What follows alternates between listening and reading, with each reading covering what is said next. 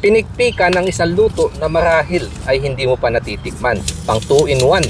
Dahil masarap sa ulam, panalo pa itong pampulutan. At malimit nga ito sa manok. Pero ngayon, pato naman. Kung paano, tara, samahan niyo po ako. Ganito po kasi yon. Kahit maliit yung space namin dito, nag-aalaga kami. Katulad nga ng rabbit, manok, at eto nga pong pato. Para may magamit at sa mga anak ko na din. Dahil kahit andito kami sa ibang bansa, gusto namin paranas ang buhay probinsya at para magkaroon sila ng responsibilidad habang bata pa. Pagsasanay po para sa kanilang pagtanda. Dapat mapakain nila at malinisan bago sila makapaglaro. At dahil bawal nga sa gadgets, pinagbibigyan namin silang makapanood. At lumipas nga po ang mga araw at etong mga pato ay lumaki na.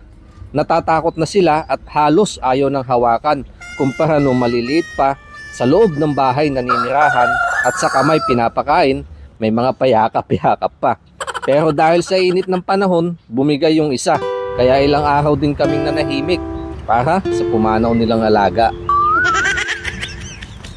Eto namang isa nag-inarte na. Kung dati ayos na sa mga tira-tira, pero ngayon gusto naka-spaghetti. Kahit hindi naman birthday. At pizza sa merienda. Eto, nag-iingay pa kapag walang Pepsi na kasama. At yung paliguan gusto mineral water dahil kapag hindi, nangangati daw siya. Ang sakit sa ulo, di ba? Pinikpikan, ibig sabihin hinahampas hanggang sa malagutan ito ng hininga, slow killing para mamuo yung dugo. Shoutout po lang po sa mga kanayan natin sa upland ng Cordillera. Sa kanila ko po na-admire yung gantong klase ng pagluluto. At sa halip na mainit na tubig ang palinis sa balahibo, ginagamitan ito ng apoy, sinisilaban hanggang sa tuluyang malinisan. Hinugasan ko lang muna para matanggal yung mga itim-itim. Saka ko ulit ito isasalang sa baga. Palalabasin ko na yung kanyang pinakamantika. Yung halos parang lechon na din dahil kukunin ko yung dibdib at 2 hita para naman sa gagawin kong kilawin. Sa pagkakataong yan, ginayat ko na at hindi ko na po ito hinugasan. Ito yung paraan para ma-maintain yung lasa, smoky flavor kung tawagin. At nilagyan ko na din ng asin at saka paminta yung ginayat ko na pangkilaw, saka ko lang po ulit ito inihaw. Yung mga sangkap na ihanda ko na at ginisa ko lang po muna yung sibuyas, bawang at luya para lumabas na yung aroma.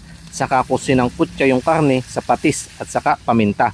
Pero kung iisipin po talaga, yung original na luto niyan, hanggat maaari asin lang talaga.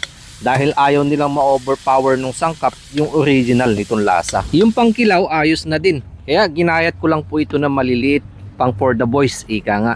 Saka ko pinalasahan ng sibuyas, sili at luya na may kasamang paminta at suka. Pang basic lang dahil mas malasa kapag yung kinasinayan ang timpla.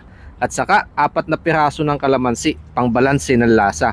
Pinigaan ko na lang din ito at dahil malinis naman ang aking kamay, kaya minabuti kong ito'y kamasin na lang. Sa gantong paraan, mas lumalabas ang katas. At mabalik nga po tayo dito sa pinikpikan, yung karne na tuyuan na. Sinamahan ko lang ito ng tanglad para magkaroon ng dagdag bango. At saka sabaw na pantay lamang po sa laman. Mabilisang kulo lang yan dahil medyo bata pa naman yung nakatay ko. Ito yung kasarapan. Handa na ang lamesa at kinuha ko na din yung sabaw. Kainan na. Pero bago yan, inilapit ko muna ito sa Diyos bilang pasasalamat at mabasbasan. Magsilbing lakas sa pangatawan at dito ko nga po agad uumpisahan sa sabaw. Oo, tudahagod. Dito ko nilagay sa babasagin para makita nyo po yung sabaw. Na-maintain natin yung kanyang pagiging smoky flavor saka yung parang authentic na luto talaga na makakanayan natin sa upland.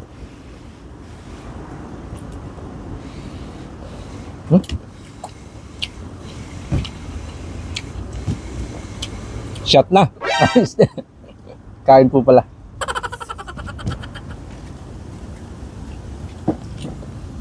Natin kalamansi, pambalansin ng sabaw.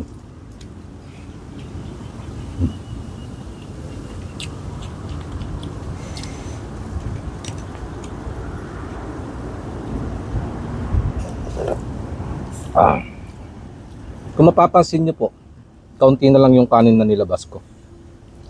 Light meal na lang. Sa mga nakakaintindi dyan, kaya po nagpahapon ako, alam nyo na kung anong kasunod. Lugan nyo.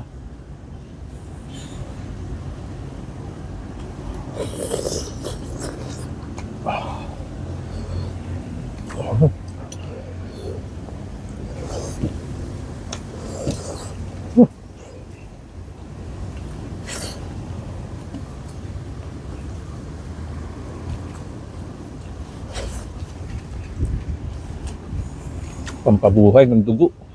May sabaw na may smoky flavor at asim ng kinilaw. Perfect combo. Ika nga, saan ka pa? Yari na naman ang kanin. Pero pang warm up lang muna yan. Dahil sabi ko nga, eto yung pang 2-in-1. Lamnan muna ang tiyan at yung tira para sa pulutan. Ayos na nga ang setup. Baka wala ka dyang ginagawa. Daan ka muna. Padala na lang ng yelo. At kung nagustuhan mo itong aking mumunting handog na mga pagkain bukid, kung aking tawagin, baka naman po pwede maglambing ang inyong kanayon. Pa-like, comment at share na din.